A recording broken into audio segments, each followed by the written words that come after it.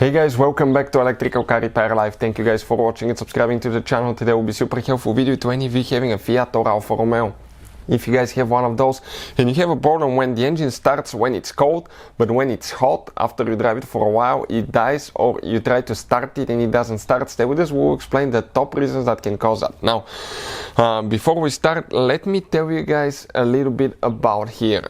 Every single car we get here at the garage, we try to make at least 200 to 300 free repair videos. We take them completely apart. Why we do that? Because our mission in the shop is to save you as much money as we can.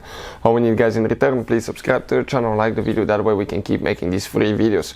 And if you guys need to buy any parts tools for a good price and quick shipping, check out the link in the description of the video below. That's where we get all our tool supplies from, and you can, guys, save a ton of money. So with that being said, let's explain what we have here specifically, guys.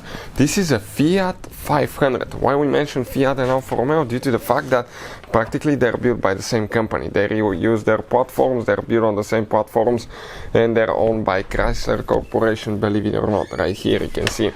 Now, talking about what can cause the engine not to start when it's warm, when it's hot. Three things that we see quite often here at the garage. One thing, guys, okay, one thing will be actually right here you have a camshaft position sensor that if it fails, it can sometimes make the car not to start. The one right here, bad camshaft position sensor. And usually when camshaft or crankshaft position sensors start failing, when they get hot, they will quit working eventually.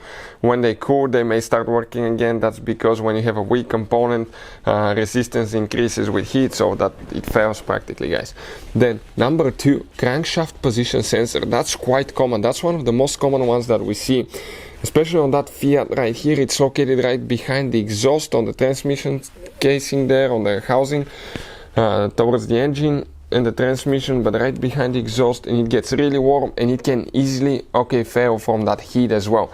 Bad crankshaft position sensor, we've seen them fail quite often. Recently we replaced one on a Porsche vehicles that the Porsche was running perfectly fine when cold. When it warms up, starting misfiring, acting up, and eventually quit working, guys. And when it gets cold, it was working again. Number three that we see here at the garage, it could be a bad engine computer. The engine computer here has multiple electronic components inside, and if a resistor or something is weak, usually they'll start failing at first when it warms up. And we had a case where that happened. We had to remove our engine computer, and once we removed the engine computer, we sent it to a company that rebuilds them. They replaced the component that was weak, and we received the computer, we plugged it in, we didn't do any programming, and everything was working again. So if you want to see how to remove engine computer or replace crankshaft position sensor, we'll have the video on the channel. Hopefully the video will be helpful. Thank you for watching and see you guys next time.